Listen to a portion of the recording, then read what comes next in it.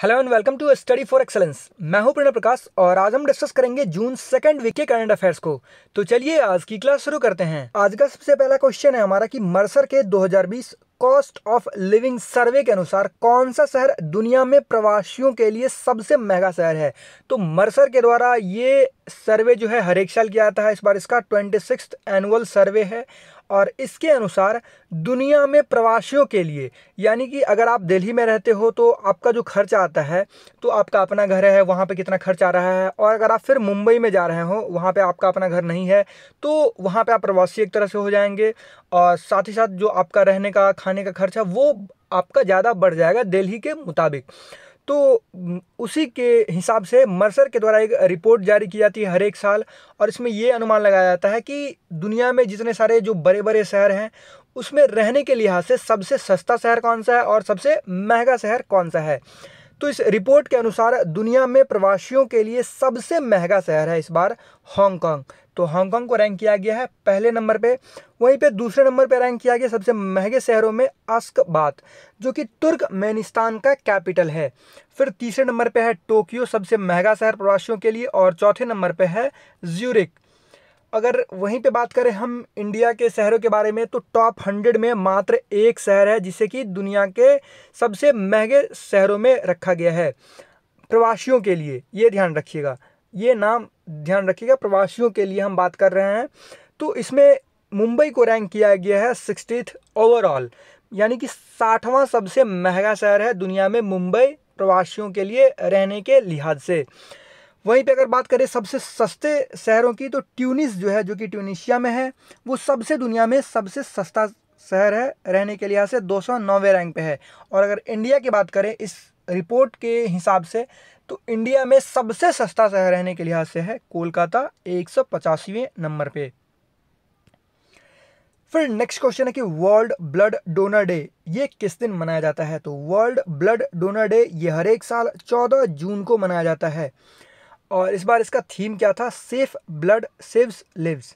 Safe blood saves lives ये क्यों मनाया जाता है? ये मनाया जाता है कि रक्तदान जो है, रक्तदान में लोगों के बारे में, रक्तदान के बारे में लोगों को जागरूक करने के लिए, और जो लोग रक्तदान कर रहे हैं उनको प्रोत्साहित करने के लिए।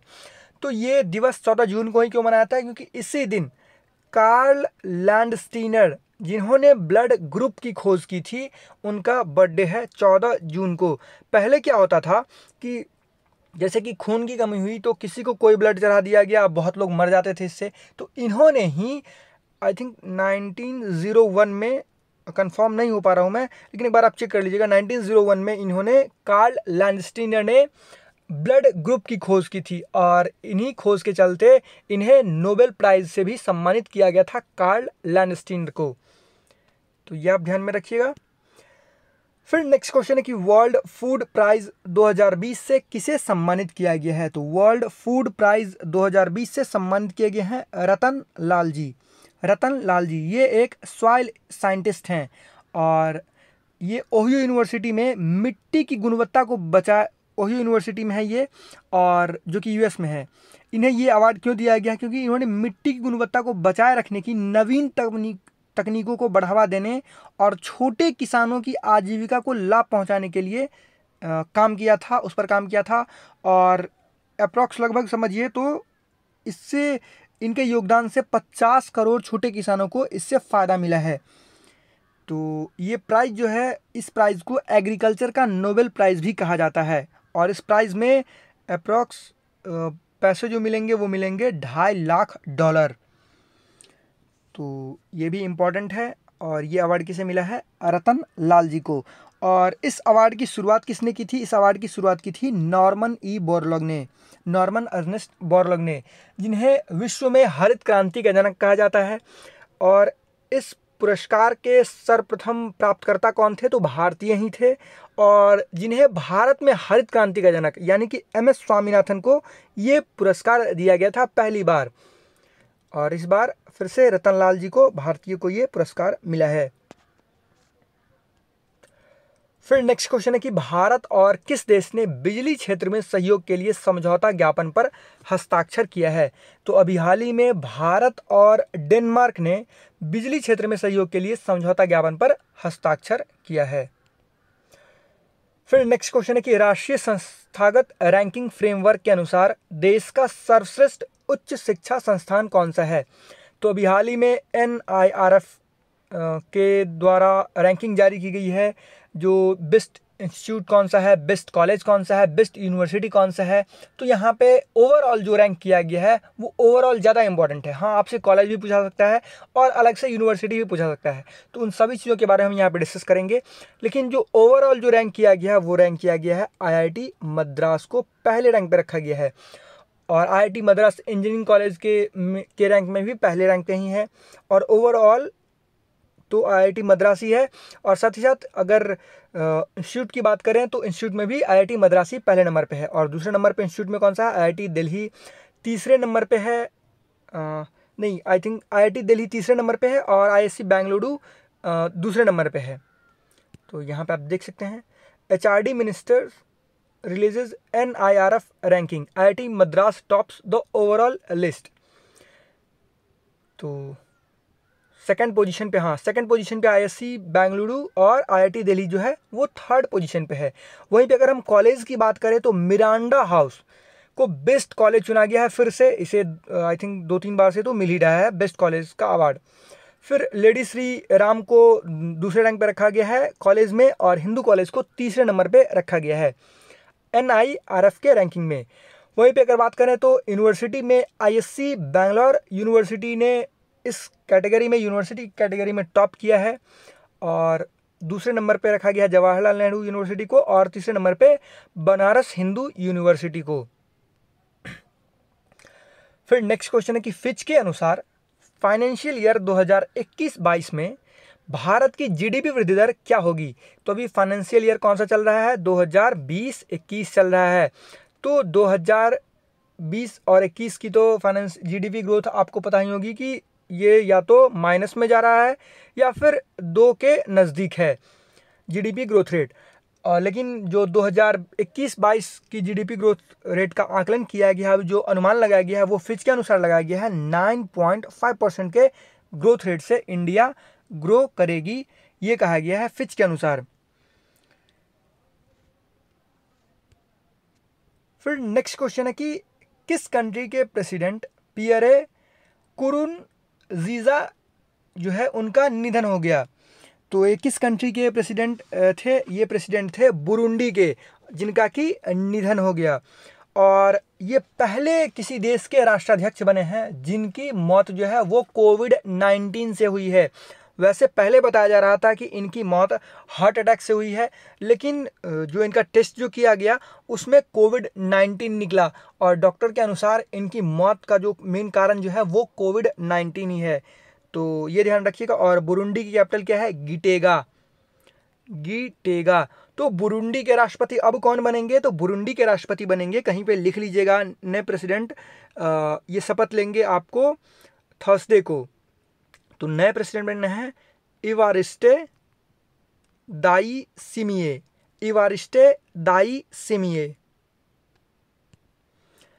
फिर नेक्स्ट क्वेश्चन है कि गैरसेन को किस राज्य की ग्रीष्मकालीन राजधानी यानी कि समर कैपिटल घोषित किया गया है? तो ये बहुत लोगों को पता भी होगा क्योंकि इसकी घोषणा बहुत ही आई थिंक 3-4 महीने पहले ही की जा चुकी थी, लेकिन अब जो है इसे घोषित किया गया है, मंजूरी दे दी गई है गैरसेन को समर कैपिटल। कहाँ का समर कैपिटल? तो उत्तराखंड का समर कैपिटल। उत्तराखंड का कैपिटल वैसे क्या है? तो देहरादून है। जब उत्तराखंड जो है उत्तर प्रदेश से अलग हुआ था तभी इसकी मांग हुई थी कि अगर उत्तराखंड पहाड़ी एरिया है तो इसकी राजधानी भी पहाड़ों में ही होनी चाहिए, लेकिन जो तराई जो क्षेत्र होता है वहाँ पे बनाया गया इसको राजधानी, क्योंकि वहाँ पे जो सीमित संसाधन थे, इंडस्ट्री उतनी अच्छी नहीं थी, वो ज़्यादा डेवलप्ड एरिया नहीं था गैरसेन, तो इसीलिए देहरादून को तत्कालीन कैपिटल बनाया गया। वैसे अब देहरादून ही कैपिटल रहने वाला है, लेकिन गैरसेन को समर कैपिटल बनाया गया है। तो ध्यान दीजिएगा, अगर ये भी पूछा सकता है कि गैरसेन किस राज्य की समर कैपिटल है, या फिर ये भी पूछा सकता है कि उत्तराखंड की नई कैपिटल क्या है, तो फिर आप गैरसेन टिक करके आइएगा। फिर नेक्स्ट क्वेश्चन है कि पर्यावरण प्रदर्शन सूचकांक 2020 में भारत का रैंक क्या है। तो पर्यावरण प्रदर्शन सूचकांक 2020 में भारत का रैंक है 180वें देश में 168वां, जो कि बिल्कुल भी अच्छा नहीं है। तो 180वें देश में 168वां है पर्यावरण प्रदर्शन सूचकांक, यानी कि एनवायरनमेंट के लिए हम क्या क्या कर रहे हैं, क्या क्या बदलाव कर रहे हैं कि एनवायरनमेंट जो है उसकी ज़्यादा क्षति ना हो, पर्यावरण की ज़्यादा क्षति ना हो, पर्यावरण जीव जंतुओं की ज़्यादा क्षति ना हो। तो उसके मुताबिक 180वें देश में 168वें नंबर पे हम हैं। तो चलिए यहाँ पे एक क्वेश्चन पूछ रहा हूँ मैं, और इसका कमेंट बॉक्स में आंसर जरूर दीजिएगा। इन्वायरमेंट परफॉर्मेंस इंडेक्स में पहले रैंक पे कौन सा कंट्री है? आप मुझे कमेंट बॉक्स में कमेंट करके बताइए। फिर नेक्स्ट क्वेश्चन है, किस कंपनी ने भारत के सौर ऊर्जा निगम से दुनिया के सबसे बड़े गैर अनुबंध में से एक जीता है? यानी कि किस भारतीय कंपनी ने वर्ल्ड का जो one of the largest, one of the तो नहीं कह सकते हैं, लेकिन one of largest solar contract जीता है? तो ये इस कंपनी का नाम है अडानी ग्रीन एनर्जी लिमिटेड, और ये दुनिया में सबसे बड़े सौर कॉन्ट्रैक्ट में से, सोलर कॉन्ट्रैक्ट में से एक माना जा रहा है इसे। इस कंपनी का नाम है अडानी ग्रीन एनर्जी लिमिटेड, और इसके तहत जो है कंपनी, यानी कि Adani green energy limited company जो है 8 गीगावाट या कहें तो 8000 मेगावाट का सोलर प्लांट तैयार करेगी। साथ ही साथ 2 गीगावाट की सौर सेल और विनिर्माण क्षमता स्थापित करेगी। और इसके लिए ये कितना निवेश कर रही है? तो $6 बिलियन का, अप्रोक्स 45,000 करोड़ रुपए का इसमें इन्वेस्ट किया जा रहा है, और इससे 4 लाख लोगों को प्रत्यक्ष रूप से और अप्रत्यक्ष रूप से रोजगार भी मिलेगा। फिर नेक्स्ट क्वेश्चन है कि असम के किस जिले के बागजान ऑयल फील्ड में आग लग गई है? तो ये आग जो है ये ऑयल इंडिया के तेल के कुएं में लगी है, और बागजान ऑयल फील्ड जो है ये है तिनसुकिया ज़िले में। तिनसुकिया ज़िले में देखिए, बहुत दिन से लॉकडाउन था तो सब कुछ ठप पड़ा हुआ था, लेकिन जो ये ऑयल का जो कुआं है वहाँ पे 10-15 दिन से तेल का रिसाव हो रहा था, सफाई का काम भी चल रहा था। तो एकाएक वहाँ पे आग लग गई, और रिपोर्ट के अनुसार कि मारे गए मात्र 2 लोग, और कुछ लोग घायल भी हुए। लेकिन जो 1 किलोमीटर का जो उसका एरिया है, जो तेल के कुएं का जो 1 किलोमीटर का एरिया है, वहाँ पर जितने सारे जो पेड़ पौधे थे वो सारे के सारे जल के राख हो गए, और जो आग जो है वो 10 किलोमीटर दूर से ही दिखाई दे रहा है। यानी कि बहुत ही भयंकर आग लगी हुई थी, अभी तक बुझाने में लगे हुए हैं।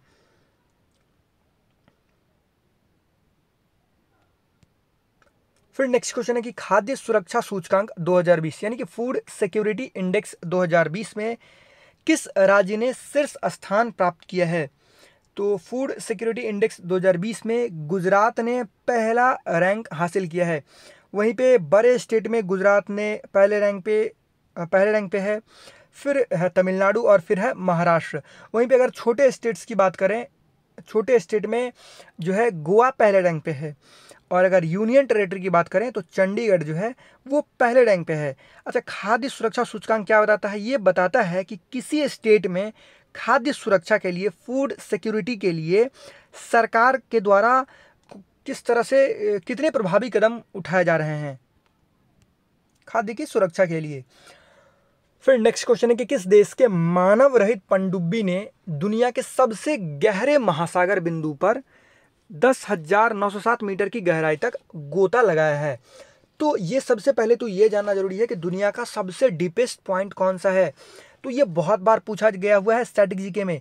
दुनिया का सबसे डीपेस्ट पॉइंट है मेरियाना ट्रेंच, और यहाँ पे डीपेस्ट पॉइंट ये मेरियाना ट्रेंच की बात ही हो रही है। मेरियाना ट्रेंच कहाँ पे है, किस ओशन में है, ये भी बहुत बार पूछा गया है। तो ये है पैसिफिक ओशन में। मेरियाना ट्रेंच कहाँ है? पैसिफिक ओशन में, और ये वर्ल्ड का डीपेस्ट पॉइंट है। अगर बात करें तो अप्रॉक्स 11 किलोमीटर का ये डीपेस्ट पॉइंट है। 10,900 कुछ 78 या 94 करके मीटर है इसकी गहराई। तो यहाँ तक किस देश के मानव रहित पनडुब्बी ने गोता लगाया है? तो चाइना के मानव रहित पनडुब्बी ने गोता लगाया है। पनडुब्बी का क्या नाम था? सिबल का क्या नाम था? हाइडू 1।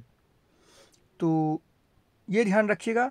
और एक चीज़ यहाँ पे जो कि इस क्वेश्चन से भी इम्पॉर्टेंट है कि अभी हाल ही में नासा की पूर्व अंतरिक्ष यात्री और जियोलॉजिस्ट कैथरीन, लिख लीजिएगा कहीं पे, Catherine D Sullivan, Catherine D Sullivan, I think यही स्पेलिंग होना चाहिए, सुलिवन पहली महिला बनी है, पहली व्यक्ति बनी है। व्यक्ति और महिला इसीलिए मैं कह रहा हूँ क्योंकि ये स्पेस पूर्व अंतरिक्ष यात्री रह चुकी हैं और ये अमेरिका की, यूएसए की पहली महिला बनी है, स्पेस वॉक करने वाली बनी थी 1984 के अप्रॉक्स शायद। और साथ ही साथ ये पहली महिला बनी है जिन्होंने मेरियाना ट्रेंच तक पहुंच अपनी बनाई है। तो इसीलिए मैंने कहा पहली व्यक्ति, क्योंकि इन्होंने ये यूएसए की पहली महिला स्पेस वॉकर बनी थी और अब इन्होंने मेरियाना ट्रेंच तक पहुंचने वाली भी ये पहली महिला बन गई हैं। तो इसीलिए इम्पॉर्टेंट है, इनका नाम ध्यान में रखिएगा, कैथरीन डी सुलिवन। तो ये भी मेरियाना ट्रेंच से ही क्वेश्चन पूछा सकता है और कैथरीन डी सुलिवन से भी मेरियाना ट्रेंच से ही क्वेश्चन पूछा सकता है, लेकिन कैथरीन डी सुलिवन ज़्यादा इंपॉर्टेंट है, यह ध्यान में रखिएगा। फिर नेक्स्ट क्वेश्चन है कि वर्ल्ड बैंक ने कोविड-19 से निपटने के लिए किस राज्य को 1950 करोड़ रुपए का ऋण दिया है? तो अभी हाल ही में वर्ल्ड बैंक ने वेस्ट बंगाल को कोविड-19 से निपटने के लिए 1950 रुपए का लोन दिया है, जिसमें से 850 करोड़ रुपए समाज कल्याण योजनाओं पर खर्च किया जाएगा। जितने सारे योजना चल रहे हैं वेस्ट बंगाल में समाज कल्याण के लिए, उस पर खर्च किया जाएगा। और 1100 करोड़ रुपए इंडस्ट्रियल इंफ्रास्ट्रक्चर पर खर्च किया जाएगा। आपको बताओ कि कोविड-19 से निपटने का यहाँ पे ये मतलब है कि कोविड-19 के कारण जो गरीबी आई है, जो जीडीपी ग्रोथ रेट जो कम हुआ है, जो हमारी इंडस्ट्री बंद पड़ गई थी 1 महीने से, उसको खोलने के लिए, उसको सुचारू रूप से खोलने के लिए, उसमें इन्वेस्ट करने के लिए, लोगों को सैलरी देने के लिए, समाज कल्याण के लिए कार्य करने के लिए ये पैसा दिया गया है वेस्ट बंगाल को। फिर नेक्स्ट क्वेश्चन है कि क्यूएस वर्ल्ड यूनिवर्सिटी 2021 के रैंकिंग के अनुसार शीर्ष 500 विश्वविद्यालयों में कितने भारतीय संस्थानों को रखा गया है? तो इसमें टॉप 500 यूनिवर्सिटी में मात्र 8 भारतीय यूनिवर्सिटी है। तो ये अच्छी बात तो नहीं है। अब ये 8 यूनिवर्सिटी कौन सी है ये उतना इम्पोर्टेंट नहीं है, लेकिन पहले रैंक पे कौन सा यूनिवर्सिटी है वो आप ध्यान रखिए। हाँ, टॉप 200 में कितने भारतीय यूनिवर्सिटी हैं ये ध्यान रखिएगा, उनका रैंक ध्यान रखिएगा, उनका नाम ध्यान रखिएगा, जो कि मैं यहाँ पे आपको बताऊंगा। तो पहले रैंक पे रखा गया है मैसाचुसेट्स इंस्टीट्यूट ऑफ टेक्नोलॉजी, यानी कि MIT, जो कि अमेरिका का यूनिवर्सिटी है, इसको पहले रैंक पे रखा गया है। फिर स्टैनफोर्ड यूनिवर्सिटी, ये भी यूएसए का यूनिवर्सिटी है, और हार्वर्ड यूनिवर्सिटी, ये भी अमेरिका का यूनिवर्सिटी है, जिसको कि टॉप 3 में ये तीनों यूएसए यूनिवर्सिटी को रखा गया है। फिर वहीं पे बात करें कि इंडिया जो है कहाँ पे अपना रैंक बनाता है, तो 172वें नंबर पे, और 172वें नंबर पे रखा गया है IIT बॉम्बे को, 185वें नंबर पे रखा गया है ISC बेंगलुरु को, और 193वें रैंक पे रखा गया है IIT दिल्ली को। तो 3 यूनिवर्सिटी को रखा गया है टॉप 200 में। आई थिंक मेरे हिसाब से टॉप 50 में 3 यूनिवर्सिटी होनी चाहिए। फिर नेक्स्ट क्वेश्चन है कि बाल श्रम के खिलाफ विश्व दिवस, यानी कि world day against child labour, ये किस दिन मनाया जाता है? तो ये हर एक साल 12 जून को मनाया जाता है। अभी भी आपको बताओ कि बाल श्रम जो है ये कानूनी अपराध है, बाल श्रम नहीं करवाना चाहिए, लेकिन फिर भी हर एक कंट्री में बाल श्रम होता ही है। और इंटरनेशनल लेबर ऑर्गेनाइजेशन के अनुसार दुनिया में 152 मिलियन, अप्रॉक्स 15 करोड़ से ज़्यादा बच्चे जो हैं अभी भी बाल मजदूरी में लगे हुए हैं। फिर नेक्स्ट क्वेश्चन है कि अंतर्राष्ट्रीय एल्बिनिज्म जागरूकता दिवस, इंटरनेशनल एल्बिनिज्म अवेयरनेस डे, ये किस दिन मनाया जाता है? तो ये हर एक साल ये 13 जून को मनाया जाता है। अब ये एल्बिनिज्म क्या है? तो सबसे पहले इसका थीम जान लेते हैं, मेड टू साइन। इसका थीम है मेड टू साइन, ये एक बीमारी है, ये एक असंक्रामक यानी कि एक व्यक्ति से दूसरे व्यक्ति में न फैलने वाली बीमारी है, लेकिन ये बहुत ही गंभीर बीमारी है। क्योंकि जो आपने कभी गौर किया हो तो कुछ लोगों को देखा होगा कि बहुत ही ज़्यादा गोरे हैं, गोरे नहीं बहुत ही ज़्यादा गोरे, यानी कि एकदम भूरा लाल टाइप का जो चेहरा हो जाता है उनका, फिर उनका बाल भी उसी तरह का रहता है, एकदम पूरा गोरा गोरा उजला।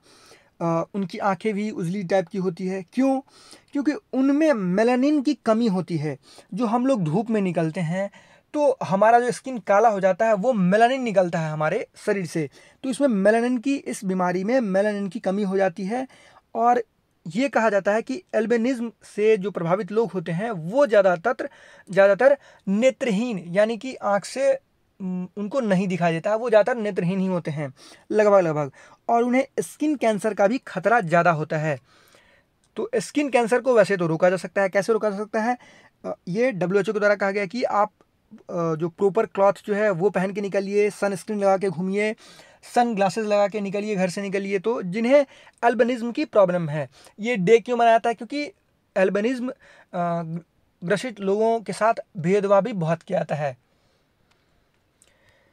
फिर नेक्स्ट क्वेश्चन है कि world Elder abuse awareness day, यानी कि विश्व बुजुर्ग दुर्व्यवहार रोकथाम दिवस, ये हर एक साल किस दिन मनाया जाता है? तो ये हर एक साल 15 जून को मनाया जाता है।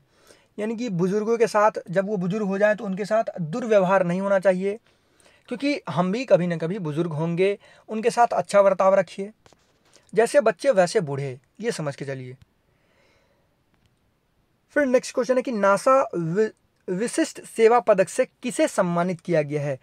तो नासा विशिष्ट सेवा पदक से सम्मानित किए गए इस बार रंजीत कुमार ये दूसरे भारतीय बने हैं जिन्हें इस पदक से सम्मानित किया गया है। पहले भारतीय कौन बने थे? आर के चट्टी पंडिपति, और ये रंजीत कुमार दूसरे व्यक्ति बने हैं। तो रंजीत कुमार ने जो है नासा के साथ ये 30 साल से काम कर रहे हैं, और इस 30 साल के लंबे करियर के दौरान इन्होंने इंटरनेशनल स्पेस स्टेशन को रीडिज़ाइन करने में मदद की है। तो इसीलिए इन्हें नासा के विशिष्ट सेवा पदक से सम्मानित किया गया है। फिर नेक्स्ट क्वेश्चन है कि हाल ही में किस राज्य के मंत्रिमंडल ने गौ हत्या निरोधक संशोधन अध्यादेश 2020 को मंजूरी दी है? तो इस अध्यादेश को संशोधित किया गया है। पहले कौन सी अध्यादेश होती थी? तो cow slaughter act 1955, cow slaughter act 1955। तो इस एक्ट को अमेंड किया गया है, संशोधित किया गया है, और इसके अनुसार जो अगर गाय को कोई भी अगर क्षति पहुंचाता है, कोई खाना नहीं देता है, पानी नहीं पिलाता है या फिर मारता है, तो इसके अनुसार, इस एक्ट के अनुसार 1 साल से 7 साल तक की जेल हो सकती है। और साथ ही साथ अगर गाय की कोई हत्या करता है तो इसके साथ ही साथ 3 लाख का जुर्माना भी भरना पड़ सकता है। तो ये किस स्टेट के मंत्रिमंडल ने, कैबिनेट ने इसको मंजूरी दी है? तो उत्तर प्रदेश के कैबिनेट ने इसको मंजूरी दी है। फिर नेक्स्ट क्वेश्चन है कि हाल ही में किस भाषा के कवि आनंद मोहन जुस्ती गुलजार देहलवी का निधन हो गया? तो अभी हाल ही में उर्दू भाषा के कवि आनंद मोहन, इनका ज़्यादातर आपसे नाम पूछा जाएगा, गुलजार देहलवी ही ज़्यादातर लिखा रहता है, लेकिन मैंने पूरा नाम लिख दिया क्योंकि कन्फ्यूजन नहीं होनी चाहिए। इनका पूरा नाम है आनंद मोहन जुस्ती गुलजार देहलवी। तो ये उर्दू लेखक हैं, और ये वह सरकार द्वारा, ये इसलिए इम्पोर्टेंट है इनका नाम। देखिए, एक तो इन्हें कोविड हो गया था, 93 वर्ष का आई थिंक थे, कोविड हो गया था, लेकिन ये कोविड-19 से रिकवर कर चुके थे, और कोविड-19 से रिकवर करने के बाद इनका निधन जो है उससे रिकवर करने के 5 दिन बाद हो गया। और ये इसलिए भी क्वेश्चन इंपॉर्टेंट है क्योंकि जो सरकार द्वारा एक उर्दू में प्रकाशित की जाती थी एकमात्र विज्ञान पत्रिका, साइंस की दुनिया, विज्ञान पत्रिका क्या नाम है? साइंस की दुनिया, तो उसके भी ये संपादक रह चुके थे, इसलिए इनका नाम इंपॉर्टेंट है, ध्यान में रखिएगा। फिर नेक्स्ट क्वेश्चन है कि बिहार खादी का ब्रांड एम्बेसडर किसे बनाया गया है?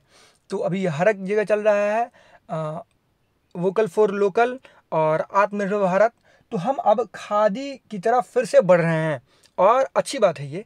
तो बिहार खादी का ब्रांड एम्बेसडर किसे बनाया गया है? पंकज त्रिपाठी को, एक्टर पंकज त्रिपाठी को। आपको पता होगा कि बिहार के ही एक एक्टर थे सुशांत सिंह राजपूत, जिनका कि निधन हो गया, उन्होंने सुसाइड कमिट कर लिया। अब अभी तक जितने रिपोर्ट आए हैं उसमें सुसाइड ही बताया गया है, लेकिन और भी जो रिपोर्ट आने वाले हैं उसमें खुलासा होगा कि क्या कहानी है, क्या घटना थी, क्यों सुसाइड किया गया। वैसे बताया गया है कि वो सुशांत सिंह राजपूत वो डिप्रेशन में थे, 6 महीनों से डिप्रेशन की दवा ले रहे थे। तो ये भी आप ध्यान में रखिएगा, सुशांत सिंह राजपूत बिहार से ही थे। फिर नेक्स्ट क्वेश्चन है कि हाल ही में वसंत राय जी का निधन हो गया, वह किस क्षेत्र से संबंधित थे। तो वसंत राय जी ये एक स्पोर्ट्स पर्सन थे और किस खेल से संबंधित थे, अगर ये पूछा जाए तो क्रिकेट से संबंधित थे वसंत राय जी, और इनका निधन 100 वर्ष के बाद हुआ। तो ये दुनिया के सबसे उम्र दराज क्रिकेटर में से थे। फिर नेक्स्ट क्वेश्चन है कि फिलीपींस में भारत के राजदूत के रूप में किसे नियुक्त किया गया है। तो फिलीपींस में भारत के राजदूत के रूप में नियुक्त किए, इनका नाम है शंभू एस कुमारन। शंभू एस कुमारन, और शंभू एस कुमारन पहले कहाँ के एम्बेसडर थे, तो ये थे मोरक्को के एम्बेसडर, और अब नियुक्त किए गए हैं कहाँ के, फिलीपींस के एम्बेसडर। और फिलीपींस की कैपिटल कहाँ पे है, फिलीपींस की कैपिटल है मनीला, जहाँ पे किसका हेडक्वार्टर है, तो एडीबी यानी कि एशियन डेवलपमेंट बैंक का हेडक्वार्टर है। वहीं पे शंभू एस कुमारन ने, यहाँ पे बहुत चीज़ों के बारे में आप जानेंगे, शंभू एस कुमारन ने किसका स्थान लिया है, जयदीप मजूमदार का स्थान लिया है। तो जयदीप मजूमदार को कहाँ का एम्बेसडर नियुक्त किया गया है, जयदीप मजूमदार को ऑस्ट्रिया का एम्बेसडर नियुक्त किया गया था। आई थिंक एक महीने से ऊपर हो गया ये।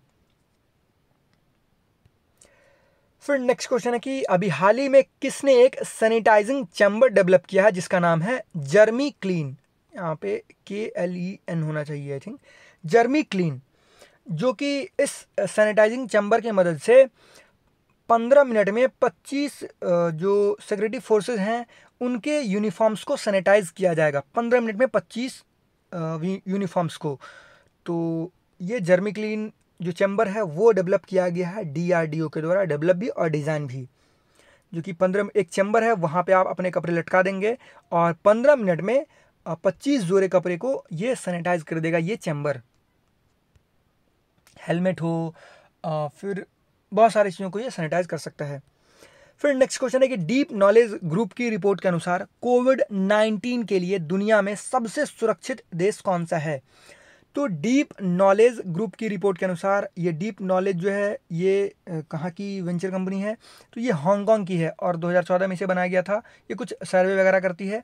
तो इसके अनुसार कोविड-19 के लिए दुनिया में सबसे सुरक्षित देश है। अभी देखिए दुनिया में हर एक जगह कोविड-19 है, तो कोविड-19 से अच्छा सबसे जो निपटा गया है वो किस देश के द्वारा निपटा गया है, और सबसे बुरा जो है वो कौन सा देश सबसे बुरी हालत में है। तो सबसे सुरक्षित देश के हिसाब से है स्विट्जरलैंड। तो ये आप ध्यान में रखिएगा। और दूसरे नंबर पे रखा गया है जर्मनी को, तीसरे नंबर पे रखा गया है इजराइल को कोविड-19 के लिए दुनिया में सबसे सुरक्षित देश में। और वहीं पे इंडोनेशिया, लाओस, इस कंट्री सबका जो है रैंक बहुत ही ख़राब है अगर हम टॉप 100 की बात करें तो।